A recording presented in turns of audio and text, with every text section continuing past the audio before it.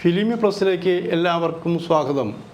Manjummel boys non സ്റ്റോപ്പായി ഓടിക്കൊണ്ടിരിക്കുന്നു. ഇതിനടക്കം 250ഓളം കോടി രൂപ ലാഭം കിട്ടിയെന്നാണ് പറയപ്പെടുന്നത്. മാത്രമല്ല അതിൻ്റെ രണ്ടാം ഭാഗത്തെക്കുറിച്ചും ചർച്ച തുടങ്ങി വച്ചിരിക്കുന്നു.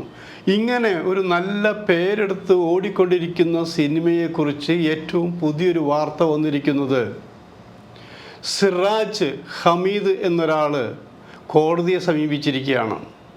കാരണം ഈ സിനിമയുടെ 40% ലാഭവിഹിതം കൊടുക്കാമെന്നാണ് എഗ്രിമെൻ്റ് സൈൻ പറഞ്ഞിരിക്കുന്നത്.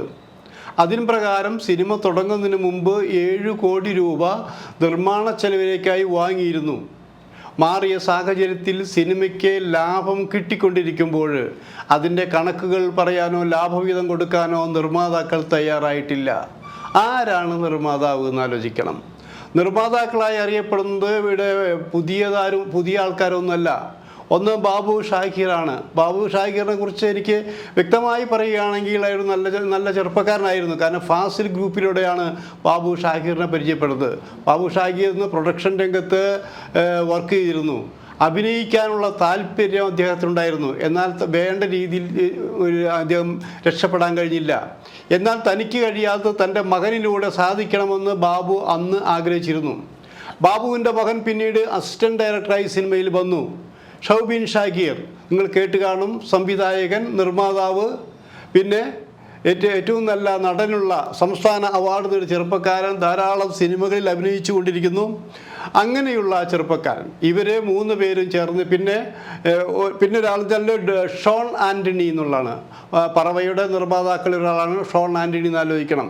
അപ്പോൾ ഇവർ 3 പേരും പ്ലസ് ഈ ഹമീദും ചേർന്നുകൊണ്ടാണ് ഈ പുതിയ മഞ്ഞുമൽ സിനിമ നിർമ്മിച്ചിരിക്കുന്നതെന്നാണ് പറയപ്പെടുന്നത്. അപ്പോൾ അങ്ങനെ വന്നിരിക്കുമ്പോൾ ഈ 3 പേർക്ക് എതിരെയാണ് ഇപ്പോൾ സിറാജ് ഹമീദ് കേസ് കൊടുത്തിരിക്കുന്നത്. അപ്പോൾ അങ്ങനെ വന്നപ്പോൾ എറണാകുളത്തെ കോടതി ഇതിൽ പ്രഥമ ദൃഷ്ട്യാ സത്യമുണ്ടെന്ന് മനസ്സിലാക്കിയിട്ടായിരിക്കണം ഇവരുടെ 40 കോടി രൂപ ബാങ്ക് അക്കൗണ്ട് മരവിപ്പിച്ച് കഴിഞ്ഞിരിക്കുന്നതായിരിക്കണം. അപ്പോൾ 40 കോടി രൂപ എന്ന് പറഞ്ഞാൽ ഇത് ഈ ഹമീദിന് കിട്ടേണ്ട രൂപയുടെ ഒരു വിഹിതമാണെന്നാണ് പറഞ്ഞു കേൾക്കുന്നത്. എന്തായാലും കേസിൽ അകപ്പെട്ട് കഴിഞ്ഞിരിക്കുന്നു എന്നാലോചിക്കണം. അപ്പോൾ മൊത്തത്തിൽ പ്രേക്ഷകരും ഇവരെ അറിയാവുന്നവരും പറഞ്ഞിരിക്കുന്നത്, ഇത്രയും ലാഭം കിട്ടിയ സ്ഥിതിക്ക് ആ മുതൽ മുടക്കി 7 കോടി മുടക്കി അദ്ദേഹത്തിന് ലാഭവിഹിതം കൊടുക്കാമായിരുന്നില്ലേ? സാധാരണ രീതിയിൽ ഒരു പാർട്ട്ണറെ ചേർക്കുമ്പോൾ സിനിമയുടെ നഷ്ടം കാണിച്ചാണ് പലരും രക്ഷപ്പെടാറ്. ഇത് എത്ര പറഞ്ഞാലും നഷ്ടം കാണിക്കാൻ പറ്റില്ല. അവർ തന്നെ പറഞ്ഞിരിക്കുന്നത് ഈ സിനിമയ്ക്ക് ഏകദേശം 22 കോടി രൂപ ചെലവ് വരുമെന്നാണ് ഷൂട്ടിങ്ങിന് മുമ്പേ പറഞ്ഞിരിക്കുന്നത്. സാധാരണ രീതിയിൽ ഈ പുതുമുഖങ്ങൾ വെച്ച് ഇത്രയും സിനിമ എടുക്കുമ്പോൾ ഇത്രയും വരുമോ എന്ന് ചോദിക്കുന്നുണ്ടായിരിക്കാം. പോട്ടെ, സെറ്റിടാൻ വേണ്ടി ഇതിൻ്റെ പ്രധാന കഥാപാത്രമായ ഈ കിണറിൻ്റെ സെറ്റിടാൻ വേണ്ടി കുറേ രൂപ ചെലവായി എന്ന് വിചാരിക്കാം.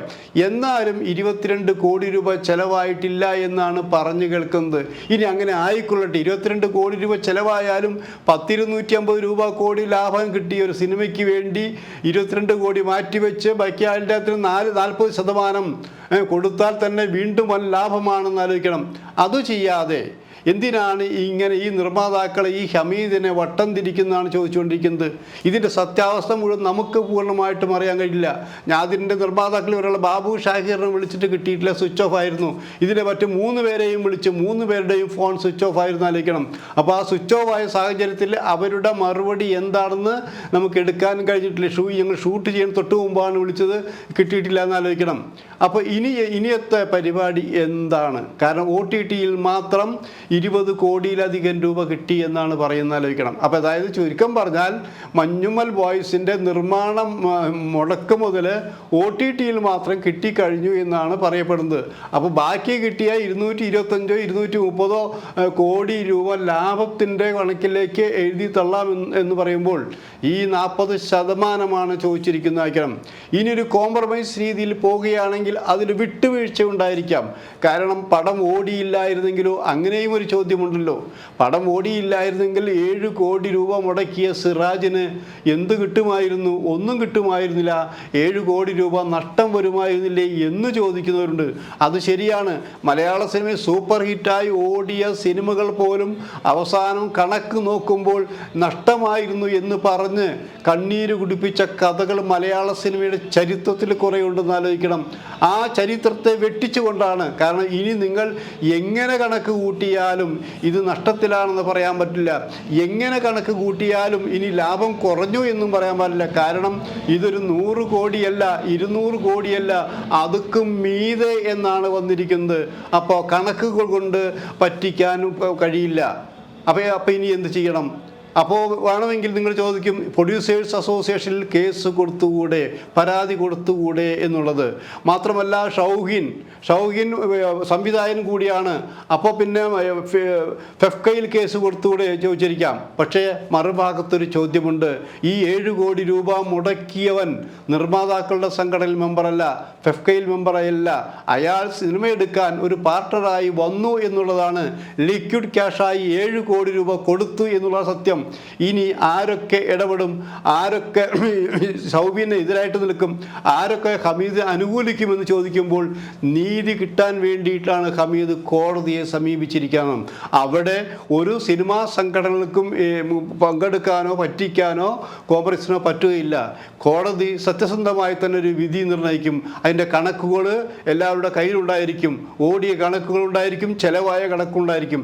അപ്പോൾ ഒരു കാര്യം കൂടി സത്യമായും, ഈ മഞ്ഞുമൽ ബോയ്സിൻ്റെ യഥാർത്ഥ നിർമ്മാണത്തിന് വന്ന തുക എത്ര? വെറുതെ ഇത്ര കോടി എന്ന് എഴുതിയാൽ പോരാ. അതിൽ അഭിനയിച്ചവരുണ്ട്. ഭൂരിഭാഗം പേരും പുതുമുഖങ്ങളാണെന്ന് ആലോചിക്കണം. അവർക്ക് ഓരോരുത്തരും കൊടുത്ത കൃത്യമായിട്ടുള്ള കണക്കുകൾ, ഈ കണക്കുകളെല്ലാം നോക്കി വരുമ്പോൾ ഹമീദിൻ്റെ ഭാഗത്തുള്ള ആളുകൾ പറയുന്നത് ഇതിൻ്റെ ഒരു പ്രൊഡക്ഷൻ എന്തായാലും 15-16 കോടി രൂപ മാത്രമേ വരാൻ സാധ്യതയുള്ളൂ. സത്യം പറഞ്ഞാൽ ഈ പ്രൊഡക്ഷൻ്റെ പകുതിയോളമാണ് ഹമീദ് കൊടുത്തിട്ടുള്ളതെന്ന് ആലോചിക്കണം. അപ്പോൾ തീർച്ചയായിട്ടും 40% 50% തീർച്ചയായിട്ടും ഹമീദിന് അവകാശപ്പെട്ടതാണ്. ഇനി കോടതി കീഴിറങ്ങി നടക്കാതെ ഒരു കോംപ്രമൈസ് രീതിയിലാണെങ്കിൽ അതിനും ഹമീദ് തയ്യാറാണെന്നാണ് ഒടുവിൽ കിട്ടിയ വാർത്ത എന്ന് നമുക്ക് മനസ്സിലാക്കാം. നമ്മൾ ആലോചിക്കേണ്ട ഒരു കാര്യമുണ്ട്. ഇത്രയൊക്കെ കിട്ടിയിട്ടും സിനിമയുടെ ആർത്തി തീരുന്നില്ലല്ലോ എന്ന് ആലോചിക്കണം. ഈ മഞ്ഞുമൽ ബോയ്സിനോടൊപ്പം തന്നെ റിലീസ് ചെയ്ത കുറേ പടങ്ങളുണ്ട്. 100 കോടി കവിഞ്ഞ പടങ്ങളുണ്ട്, 150 കോടി കവിഞ്ഞ പടങ്ങളുണ്ട്. ആ പടങ്ങൾക്കൊന്നും ഇതേവരെ ഇത്രയ്ക്കും വിവാദപരമായ ഒരു വാർത്തയും വന്നിട്ടില്ല എന്നാലോചിക്കണം. അപ്പോൾ സ്വത്തിനോടുള്ള മോഹം മാത്രമല്ല, ഇനി ഭാവിയിലേക്ക് നിങ്ങൾ ഒരുമിച്ച് നിന്നിരുന്നെങ്കിൽ ഒരുമിച്ച് എല്ലാവർക്കും പോയി പുതിയ പുതിയ പ്രോജക്റ്റുകൾ ചെയ്യാമായിരുന്നു എന്നുള്ളതാണ്. അപ്പോൾ ചുരുക്കം പറഞ്ഞാൽ 3 പേരും ചേർന്ന് പണം മുടക്കിയ ഒരുത്തനെ തനി പറ്റിച്ചു എന്ന രീതിയിലാണ് വാർത്തകൾ പ്രചരിച്ചിരിക്കുന്ന ആലോചിക്കണം. അപ്പോൾ അതിൻ്റെ പേരിലാണ് കോടതി വഞ്ചനാക്കുറ്റത്തിന് അടക്കം ഈ 3 നിർമ്മാതാക്കളുടെ പേരിൽ കേസ് എടുത്തിരിക്കുന്നത്. നമുക്ക് വരും കാലങ്ങളിൽ കാണാം. പക്ഷേ കേസ് നീണ്ടുപോകും തോറും ഇത് നാറിക്കൊണ്ടിരിക്കും. അതുകൊണ്ട് തന്നെ കോടതി തന്നെ ഇടപെട്ടുകൊണ്ട് മാന്യമായിട്ടുള്ള ഒരു യോജിപ്പിലേക്ക് ഇവർ എത്തിക്കണം. അത് മലയാള സിനിമയുടെ മുന്നോട്ടുള്ള പോക്കിന് സഹായമാകുമെന്ന് ഞങ്ങൾക്ക് പറയാനുള്ളൂ.